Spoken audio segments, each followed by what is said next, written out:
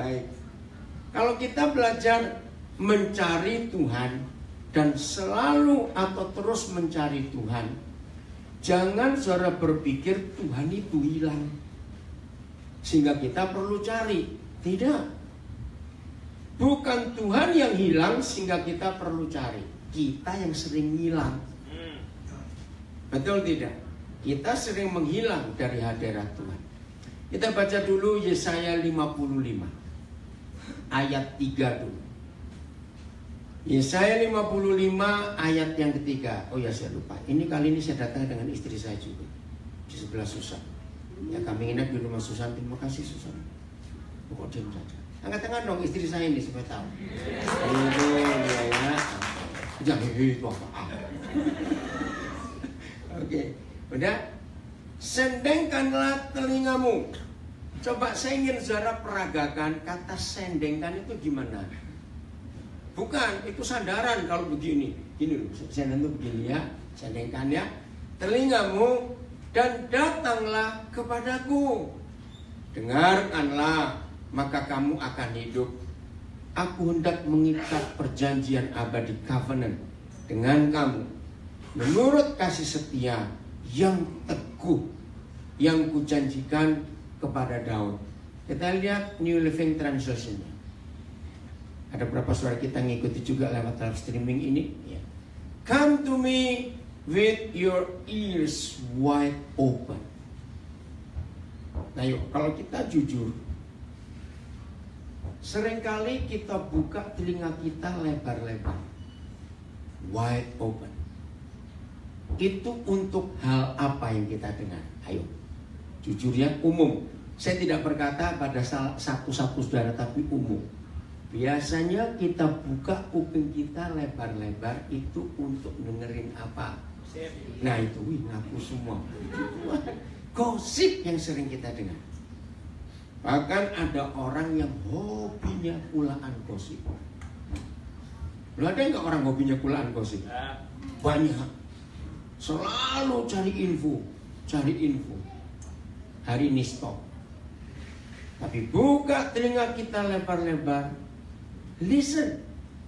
And you will find life. Menemukan hidup. I will make an everlasting covenant with you. I will give you all the unfailing love I promise to David. Nah, banyak hal. Kalau saya nggak berkata segala sesuatu itu ada di hidup Bapa kita, katakan amin. Semua, ya. Lihat, everlasting covenant, the unfailing love, find life. Ya, nggak apa-apa. Anak kecil dari atas lempar. Apa itu yang dilempar? Oke, dengar ya. Semuanya ada pada Bapa kita. Amin. Loh, saya tanya dulu. Amin. Maka itu jangan menjauh dari dia. Maka itu dia minta kita untuk selalu cari dia. Selalu. Bukan karena dia hilang. Bukan. Tapi karena kita yang menjauh dari dia. Ayat yang ke-6. 5 atau 6 coba lihat dulu ya. Masih biar NLT dulu. 5. Nah, ya. Seek God while. Saudara perhatikan kata while, selama ia ada di sini, ya, selama. Nah, kalau ada kata while, kita pernah ngerti kata once in a while, berarti ada waktunya Tuhan nggak mau ketemu kita. Betul ya? Ada waktunya Tuhan nggak mau ketemu kita. Kira-kira kenapa Tuhan nggak mau ketemu kita? Ayo jawab. Kenapa kira-kira Tuhan gak mau ketemu kita? Ayo gak usah ragu-ragu, jawab. Di Surabaya ada satu kata, mokong. Ada kata, kalau gak orang Surabaya gak ngerti kata mokong. Keras kepala. Ketika kita mokong, bukan mokong itu loh. Ketika kita tidak mau mendengarkan dia, Ketika kita hidup mau kita sendiri, saat itulah dia nggak bisa ketemu kita. Kenapa? Karena kita memaksa untuk melakukan kehendak kita sendiri. Maka itu kata ketika, while you can find him, call on him now. While he is near. Bahasa Indonesianya, ya kita baca dari ayat 5 bahasa Indonesia.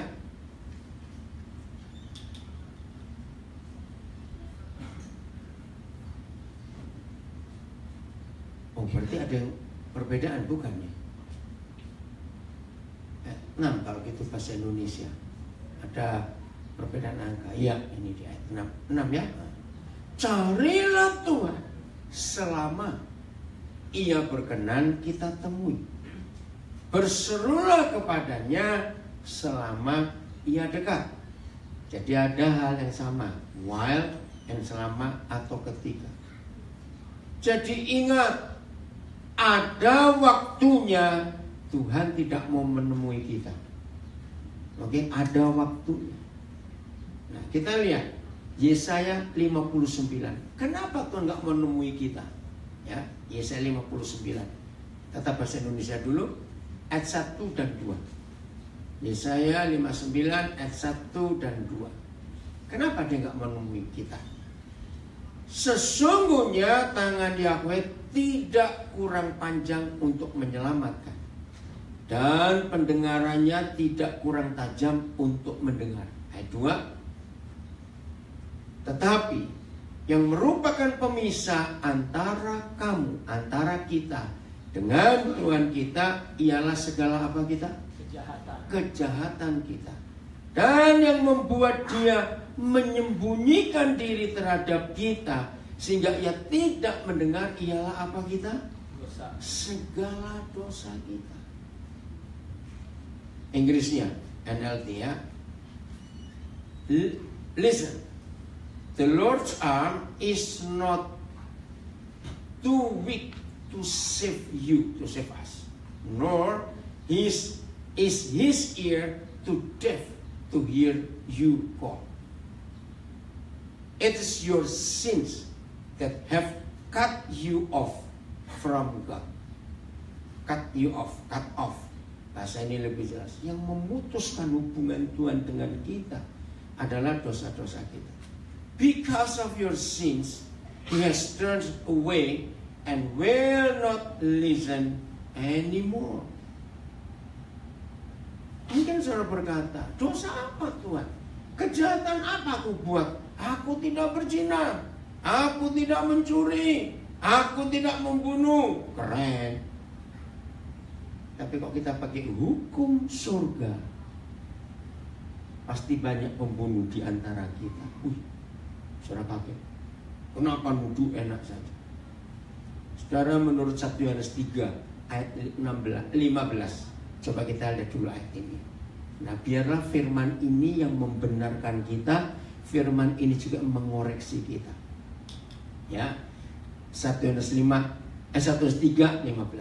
Anyone who baca hate a brother or sister is a murderer. Jadi hukum surga itu beda dengan hukum dunia. Membunuh buat dunia itu kalau menghilangkan, mengambil nyawa orang, itu membunuh. Tetapi buat Papa di surga tidak perlu menghilangkan nyawa orang. Tapi kalau kita membenci saudara kita, kita adalah apa? Pembunuh. Maka itu saya tanya, kira-kira baik yang di ruangan ini maupun yang mendengar di tempat manapun juga, ada nggak hari ini pembunuh di sini? Loh, saya tanya. Banyak. Betul. Mungkin saudara berkata, aku nggak pernah benci loh Pak Aldo pada semua orang, cuma malas ketemu. Doai goblok. Maaf saya berkata, Sering nggak kita berkata itu? Aku nggak benci, cuma malas ketemu. Betul? Berarti kita pembunuh nggak? Belum saya tanya. Nah, itu yang memisahkan Tuhan dari kita. Setiap orang yang membenci saudaranya adalah seorang pembunuh manusia. Dan kamu tahu bahwa tidak ada seorang pembunuh yang tetap memiliki hidup yang kekal di dalam dirinya. Maaf ya saudara, menurut ayat ini mungkin akan ada pendeta yang di neraka, ada orang Kristen yang ada di neraka, karena kita nggak sadar bahwa membenci seseorang itu pembunuh di hadapan Tuhan. Tidak harus mengambil nyawa orang. Maaf, saya lebih baik tutup mata aja supaya nggak kelihatan siapa yang tertawa. Siapa yang sampai hari ini belum mengampuni mama mertuanya? Dengar nggak saya ngomong? Ngerti? Siapa yang sampai hari ini masih menyimpan salah temannya waktu kelas 5 SD? Loh, ada tidak? Cepat jawab saya tanya. Siapa yang sampai hari ini masih ingat waktu dulu ya, kalau sama sekarang enggak? Karena saya pernah ngalami dilempar penghapus oleh guru waktu sekolah. Masih ingat? Oke. Nah, coba kita koreksi.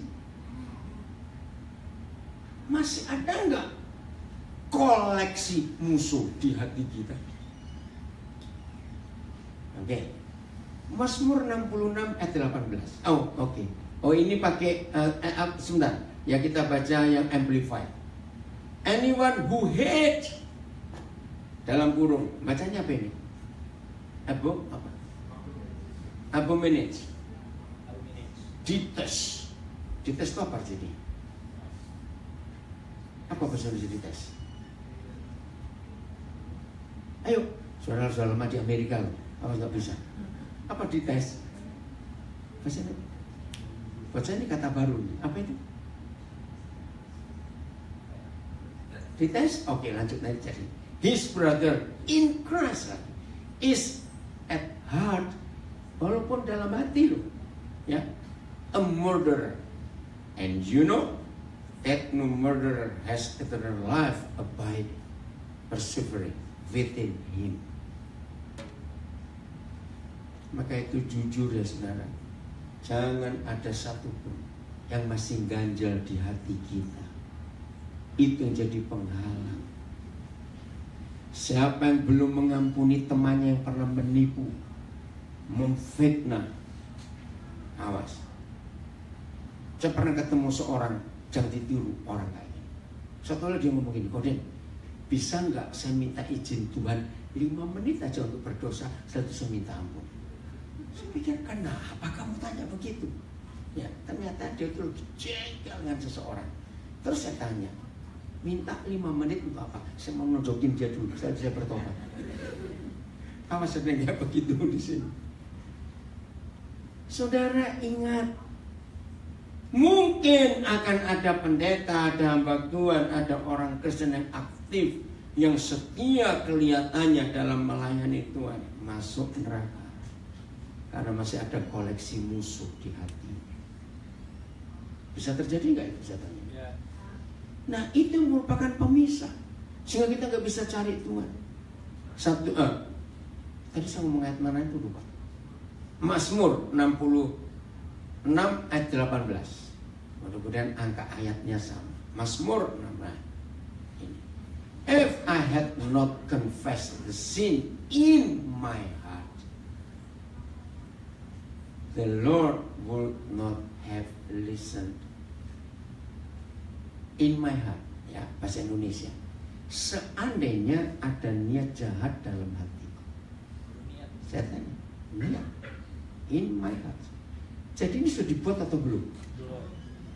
Catat ya saudara, belum dibuat, baru niat. Tuhan tahu nggak? Tuhan tahu nggak isi hati kita? Tahu. Sangat tahu. Maka itu mulai hari ini, kalau ada di antara saudara bertemu dengan saudara seiman yang lain, sedang marah-marah kepada Tuhan, Tuhan tidak adil untuk aku, Tuhan pilih kasih untuk aku. Kita tanya, kenapa? Kenapa Tuhan gak dengar doaku? Aku sudah doa puasa, aku sudah doa malam, aku sudah doa pagi. Lah kapan kerjanya? Oh, doa terus. Kenapa Tuhan tidak jawab aku? Nah, hari ini kita ketemu jawaban. Niat, ada orang lain tahu tidak? Enggak. Suami istri yang sudah menikah sekian puluh tahun pun nggak akan tahu isi hati pasangannya. Hanya Tuhan yang tahu. Maka itu saudara, percuma kita berusaha mencari Tuhan. Di Indonesia banyak bukit-bukit doa ya. Banyak. Oh, banyak orang Kristen anak Tuhan yang mulai cari Tuhan, doa puasa di bukit ini, doa puasa di bukit itu. Saya kadang-kadang sampai heran. Kamu pikir kamu cari Tuhan yang beda-beda, sehingga kamu merasa enggak kok, yang dipikir doa itu lebih hebat. Ngawur aja. Ada orang berkata seperti itu. Bukan masalah tempatnya, saudara mau berdoa di mana. Betul? Hari ini kita tahu masalahnya adalah hati kita. Oke, jangan saudara merasa tertuduh dengan apa yang kita pelajari hari ini. Tapi kalau ada yang merasa tertuduh, yaitu orangnya, gitu aja sudah. Loh, betul? Ya. Yang masih punya koleksi musuh. Ingat itu. Jadi percuma usaha kita mencari Tuhan kalau hati ini gak beres. Baru niat saja, in my heart, di dalam hati, gak ada orang tahu. Langsung Tuhan memutuskan gak bisa menemui kita. Tangannya jadi gak panjang, telinganya jadi tuli, gak bisa dengar kita. Open wide your ears. Listen to me. Dengar. Dia mau banyak memberitahu, dia banyak mengajar kepada kita. Itulah Bapa kita yang luar biasa. Jadi mulai hari ini jangan salahkan orang lain. Kalau ada sesuatu yang rasanya Tuhan jauh dari kita. Saya ingin nyimpang sedikit supaya saudara tahu. Ada orang berkata begini, wih, aku tahu dia itu masih rajin berdosa, tapi kok bisa kaya ya? Pernah dengar ada orang ngomong seperti itu? Nah, ini konsep yang salah. Jangan mengukur Tuhan dengan semua yang dia punya.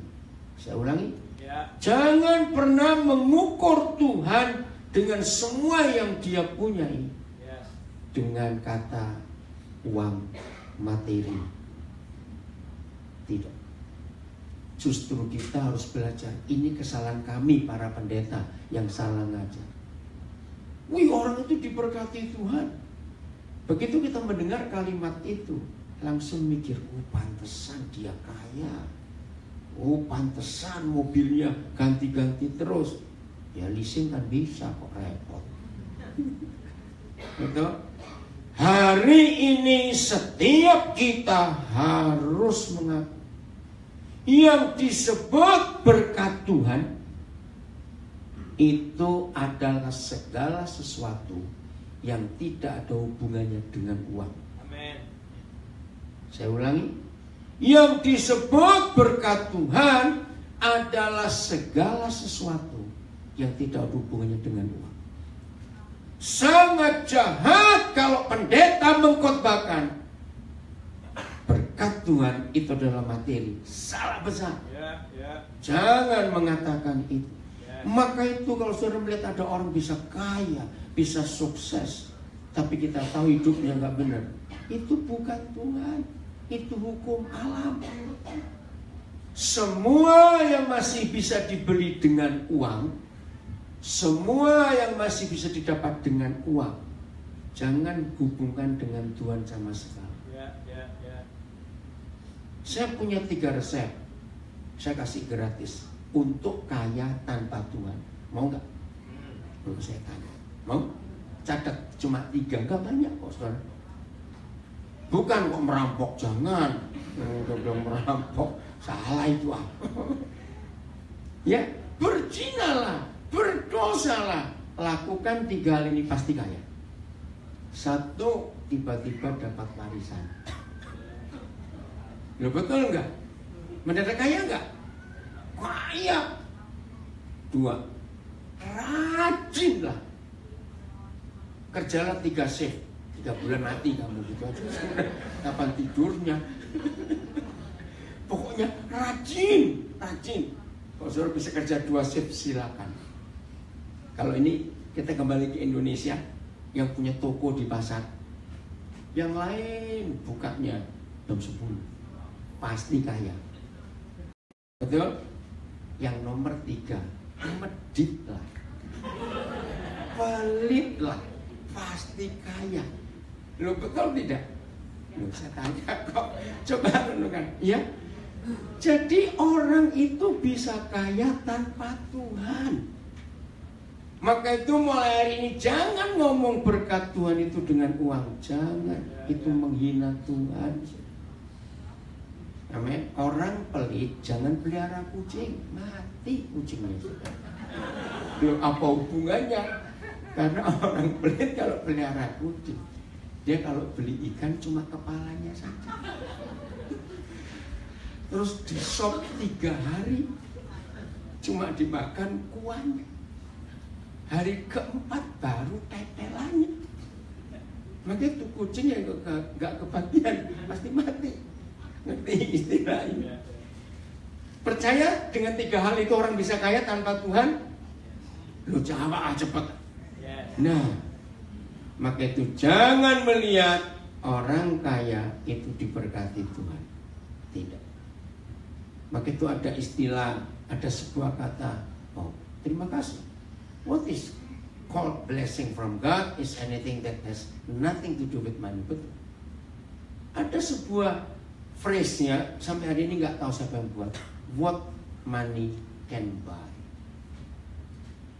Ya, uang bisa beli ranjang tempat tidur yang mewah, tapi uang nggak bisa beli tidur yang nyenyak. Betul atau tidak? Uang bisa beli alat-alat entertain, mau yang mewah, yang mau berapa puluh ribu US dollar ada dijual.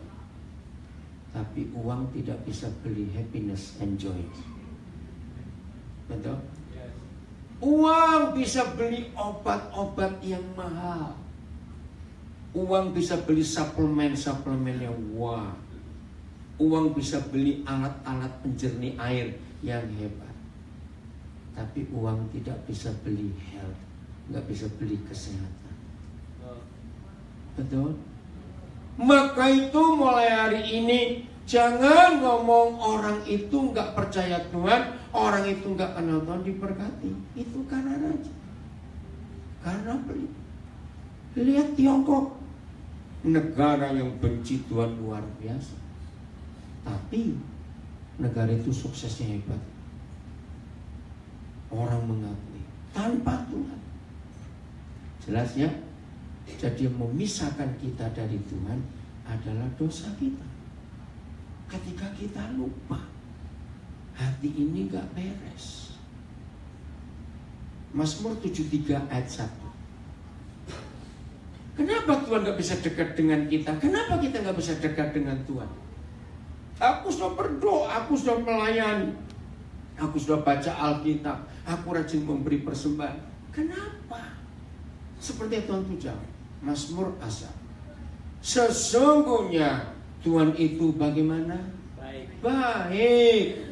Tapi enggak untuk semua anak-anaknya.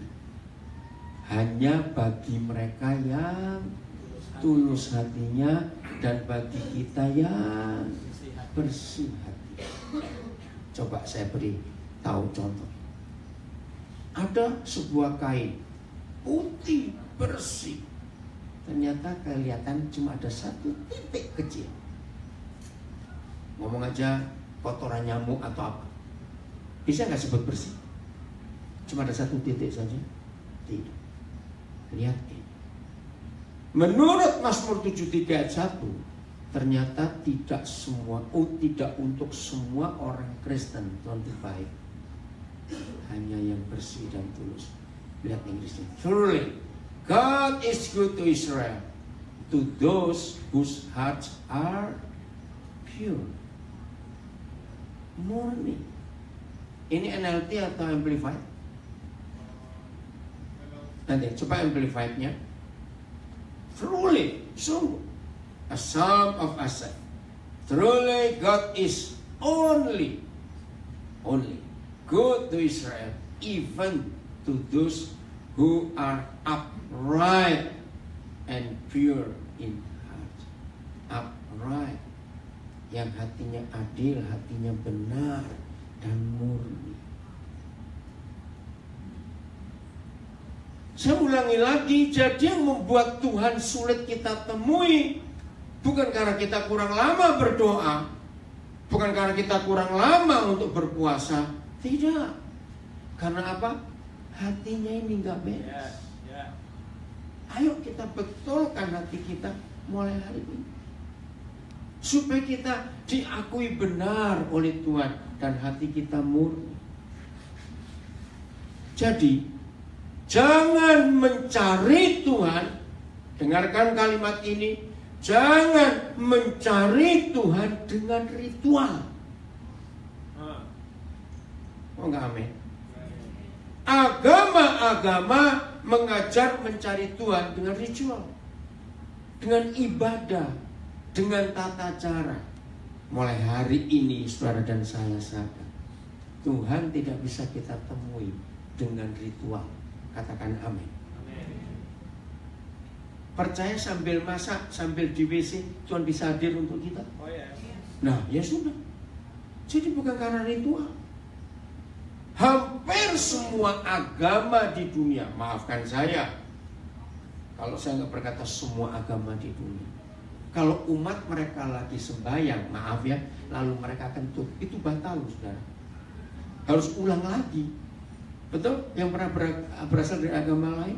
Nggak boleh. Nah setelah kita mengerti hal ini, do not see God through ritual, betul? Enggak. Di mana saja Dia itu hadir untuk kita. Amin. Jadi nggak perlu tempat khusus, nggak perlu cara khusus, nggak perlu. Karena Dia ada di mana-mana. Yang paling penting adalah sikap hati. Baru Tuhan bisa ketemu kita dan kita bisa bertemu dengan Dia.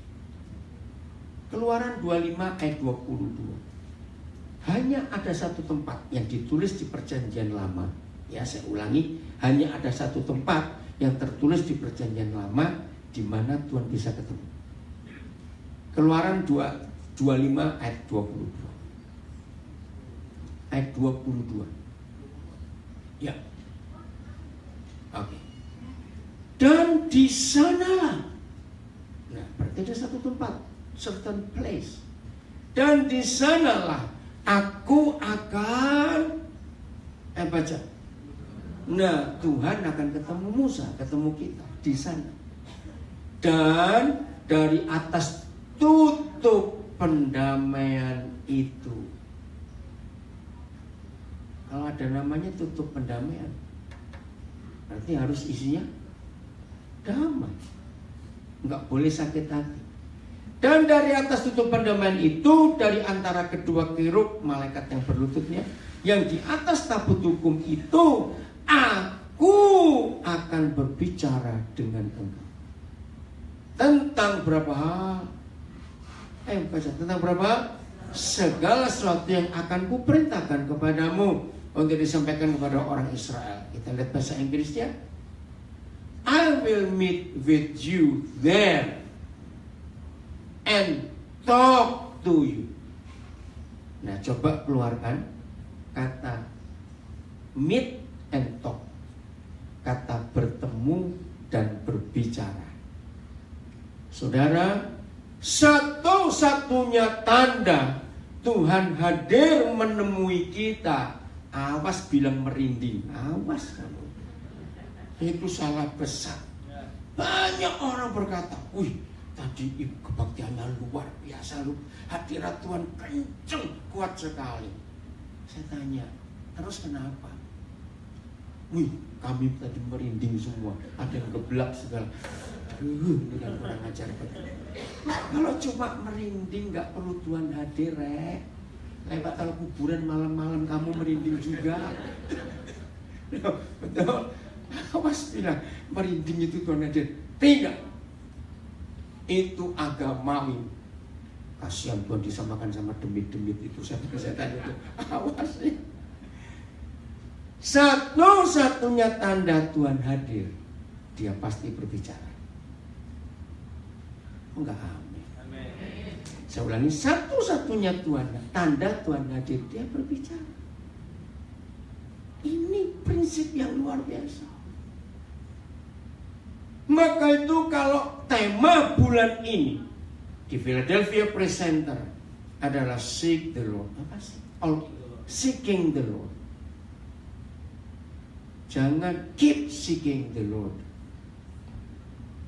Jangan buat acara. Mari saudara, tiap hari kita doa puasa. Nggak kerja kamu, utangmu bayar apa rek? Bukan itu mencari Tuhan. Ayo mesti rajin ke gereja. Seminggu kalau perlu 1 hari 2 kali. Oh, pendeta ini ngawur itu, gitu aja sudah. Enggak. Mencari Tuhan. Kalau tema bulan ini keep seeking the Lord, itu bukan menambah jam kebaktian, tahu? Betul? Bereskan hati, cari dia pasti ketemu kita, dan dia pasti berbicara kepada kita. Amen. Untuk apa doa panjang-panjang? Tetap budek. Tahu budek? Pongo, orang Manado bilang. Nggak tahu pongo? Tuli gitu. Awas. Percuma. Maka itu mulai hari ini menurut ayat ini, kalau saudara perlu seseorang, tapi ditelepon sembahyang, jam 8 ditelepon masih sembahyang, jam 12 masih sembahyang, jam 4 sore masih sembahyang, jam 6 telepon masih sembahyang. Gue suwe ini rek, lama bener. Besok kalau ketemu, pertanyaan pertama adalah, kamu doa sekian lama, Tuhan bicara apa? Nek jawab, gak ngomong apa-apa, tunggu pon, gitu aja sudah. Maaf, kalau tanya, Tuhan bicara apa kepada kamu kemarin? Doa segitu lama. Enggak, itu gak bicara, tidur kamu gitu aja. Masa di telepon dari jam 8 pagi sampai jam 6 sore sembahyang, Tuhan gak ngomong apa-apa. Ngerti? There I will meet with you. And, oh ini terjemahan apa ini sekarang? Terjemahan apa ini? Translation apa? Amplified, okay. There I will meet with you, and from above the mercy seat. Mercy, tutup pendamaian.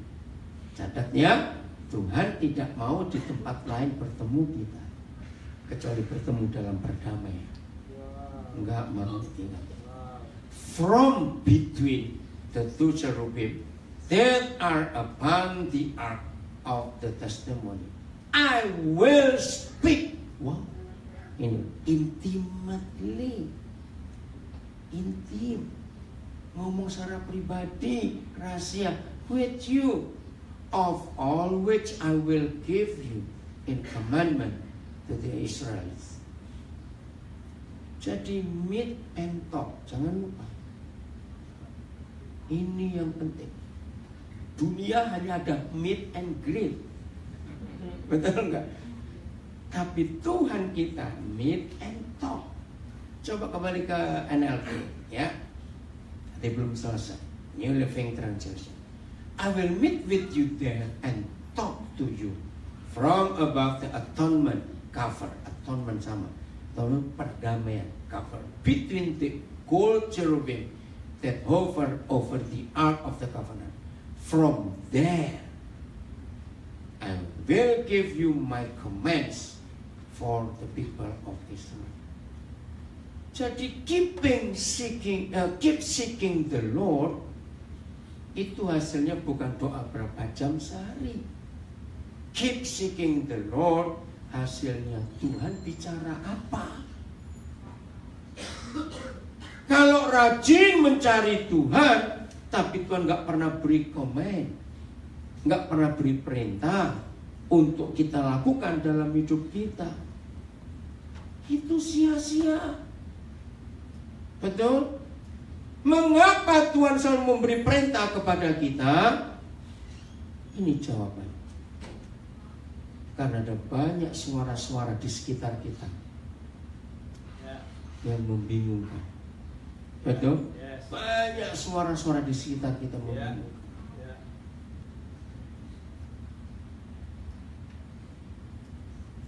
Ada berita menyedihkan dari Surabaya, peristiwa kemarin. Ada dokter bunuh diri di Tunjungan Plaza. Simpel penyebabnya, mamanya yang sadis. Nekan anak ini untuk ambil spesialis kedokteran, tapi nggak dapat. Mamanya ngomel terus, dia nggak tahan. Ada suara, mati aja. Maka itu suara siapa yang memerintah kita dalam hidup ini? Penting sekali. Ngerti maksudnya? Lihat atau tidak? Dalam sehari banyak suara nggak kita dengar? Banget. Keep seeking the Lord itu cuma satu hasilnya. Tuhan memberi kita perintah untuk buat ini, untuk buat itu. Jangan mencari Tuhan dengan sikap agama sehingga orang melihat, wih hebat sekali kamu, rohani sekali. Bukan. Pertanyaannya, Tuhan beri perintah apa? Tuhan bicara apa? Jadi begini, konsep ini penting sekali. Pagi-pagi saudara bangun, rumah sepi, tinggal saudara sendiri di rumahnya. TV mati, nggak ada radio, cellphone saudara juga mati. Dalam keadaan seperti itu, tetangga juga nggak ada. Bisa nggak ada suara yang muncul? Banyak jawab, bisa nggak ada suara yang muncul? Suara siapa? Tergantung. Bisa hati kita ngomong sendiri? Lu jawab bisa? Bisa pikiran kita ngomong sendiri? Bisa setan ngomong? Bisa halusinasi kita? Ini loh saudara. Kalau kita tidak mencari Tuhan karena kita rindu firman-Nya. Saya ulangi, kalau kita tidak rindu mencari Tuhan karena kita sangat merindukan firman-Nya, maka suara-suara lain yang akan bicara kepada kita. Tiap hari bisa macam-macam suara yang muncul di hidup kita ini. Nah, di situ kita harus filter, kita harus saring suara yang mana. Ingat, ada suara Tuhan, ada suara hati, ada suara orang, ada suara setan. Kita harus milih. Jadi tema bulan ini, kalau gereja minta, gembala saudara minta, keep seeking the Lord. Bukan nambah jam sembahyang, bukan nambah jam pelayanan, tidak. Tambahkan akrab dengan Tuhan. Amin. Supaya kita mendengar suaranya dan Dia memberi kita instruksi untuk buat apa dalam hidup ini. Dan itu luar biasa. Kalau kita mau melakukan apa saja yang Tuhan inginkan, dengar, kalau kita mau melakukan apa saja yang Tuhan inginkan, hidup ini luar biasa. Amin. Hidup ini luar biasa. Karena kita tahu directionnya itu kita kemana. Jadi jangan lupa, hasil mencari Tuhan bukan orang yang melihat kita tambah hebat, rajin berdoa, rajin baca Alkitab, rajin ke gereja, bukan. Tapi hasil menemukan Tuhan ketika kita mencari Dia, kita malah taat kepada Dia karena perintah-perintahnya kita dengarkan. Amin. Ayat terakhir, Matius 6 ayat 6. Inilah tempat yang Tuhan paling suka dalam hidup kita. Matius 6 ayat 6. Ya, 6 ayat 6. Matius 6 ayat 6.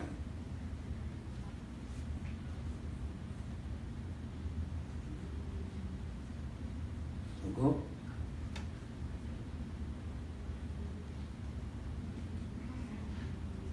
Tetapi jika engkau ngapain? Berdoa. Masuklah ke dalam kamarmu, tutuplah pintu, dan berdoalah kepada Bapamu yang ada di tempat tersembunyi. Maka Bapamu yang melihat yang tersembunyi akan membalasnya kepadamu.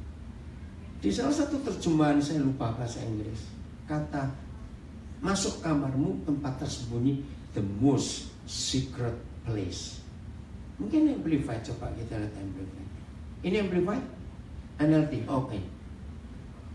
Oh ya, ini Amplified ya. But when you pray, go into your most private room and closing the door. Pray to your Father who is in secret, and your Father who sees in secret will reward you in the open. Nah, kalau kita jujur, kita melanggar nggak firman ini? Ngerti pertanyaan saya? Kita melanggar nggak firman ini? Iya, loh. Doa di restoran? Betul, doa di airport? Loh, doa di open space. Salah toh? Betul, kalau menurut perintah ini. Salah. Tapi kenapa itu nggak dianggap salah? Karena doa di restoran, doa di airport, doa di open space, doa di mana saja, bukan doa ini yang dimaksud. Itu doa ritual. Yang disebut doa sesungguhnya di tempat yang tersembunyi. Intimate tadi ya, dalam yang kalimat Keluaran 5:22 Amplified.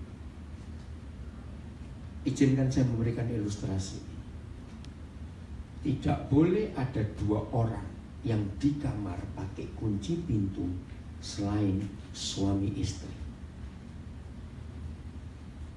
Ngerti maksudnya? Jadi doa keep seeking the Lord itu adalah hubungan intim suami istri. Hebat nggak Tuhan kita? The most private room. Ya ini ya. With you of all which mana tadi intimate? Okay. I will speak intimately with you. Jadi keep seeking the Lord itu ditentukan berapa dekatnya, berapa lengketnya, berapa menyatunya kita dengan Tuhan Yesus. Ini yang perlu kita tingkatkan tiap hari. Lagi sekali bukan nambah jam doa, bukan. Tapi makin nempel, makin erat, makin menyatu. Seperti suami istri di kamar yang terkunci. Indah gak kalau begitu? Maka itu kekristenan bukan agama, tapi kekristenan itu adalah hidup dengan Tuhan. Hidup dengan Tuhan. Oke, saya mau tambahkan bukti yang terakhir ini. Yohanes 4. Masih ingat ketika perempuan itu berjumpa Yesus? Masih ingat perempuan Samaria, Yohanes 4? Akhirnya diskusi. Dia ngomongnya agama. Kata orang tua kami menyembah Tuhan itu di Bukit Samaria. Tapi kata nenek moyangmu menyembah Tuhan itu di Gunung Yerusalem. Masih ingat pertanyaan itu? Oke. Tapi Yesus menjawab. Nah, Coba lihat ayat yang ke-24. Jelas 4. Ini Tuhan itu roh. Barang siapa menyembah Dia harus menyembahnya dalam roh dan kebenaran. Nah, kata menyembah ini sayang diterjemahkan salah oleh gereja, oleh para teolog. Kata menyembah itu yang benar artinya hidup dengan Tuhan. Live with Him. Itu menyembah. Coba lihat Amplified-nya ya.